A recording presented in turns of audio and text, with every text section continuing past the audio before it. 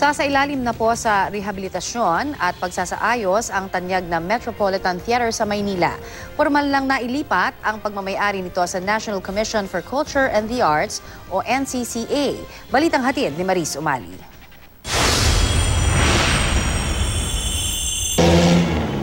Tumatawag ng pansin sa gitna ng ingay at gulo sa Maynila ang Metropolitan Theater. Mula sa labas, ito ang naiwang bakas na isang nakaraan kung saan ang Maynila pugad ng kariktan.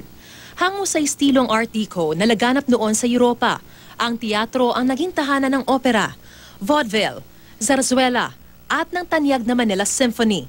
There were times when we had 2 shows during the day, hapon at gabi, lalo na pag weekend, at saka palaging puno.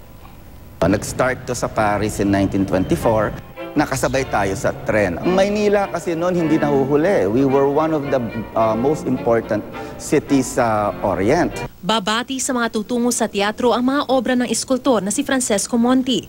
Ang dingding ay inukit ni Isabelo Tampinco at pinalamutian ng pambansang alagad ng sining na si Fernando Amorsolo. Unang sinarado ang Met Theater noong 1996. Sinubukan itong buhayin muli noong 2010 pero isinara rin matapos ng 1 taon. Hindi naman sikreto ang dahilan.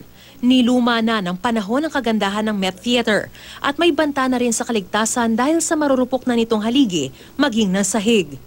At sa loob ng maraming taon, nakalimutan ito. Nakalimutan pero hindi naglaho.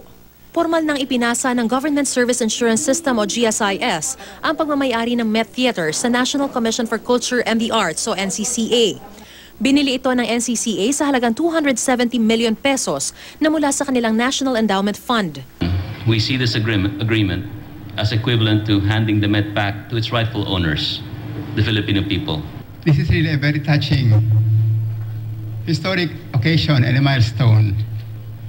Kasi po, ang Metropolitan Theater is one of the best, one of the most creative products of Filipino artistic excellence. 2004 pa nang pirmahan ng GSIS, Manila LGU at NCCA ang kasunduang pagpapasaayos ng Met Theater pero hindi ito natuloy. Noong nakaraang taon, nag-alok si Manila Mayor Joseph Estrada na bilhin ng Met sa halagang 267.15 million pesos para magamit ng mga estudyante ng Maynila.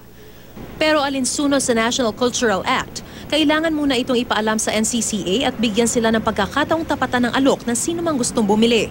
At noong Mayo, pumayag ang Department of Budget and Management na maglabas ng pondo para mabili ng ahensya ang Met. Kumpiyansa ang NCCA na matatapos sa loob ng 2 taon ang pagsasaayos ng Met. To repair the leaks.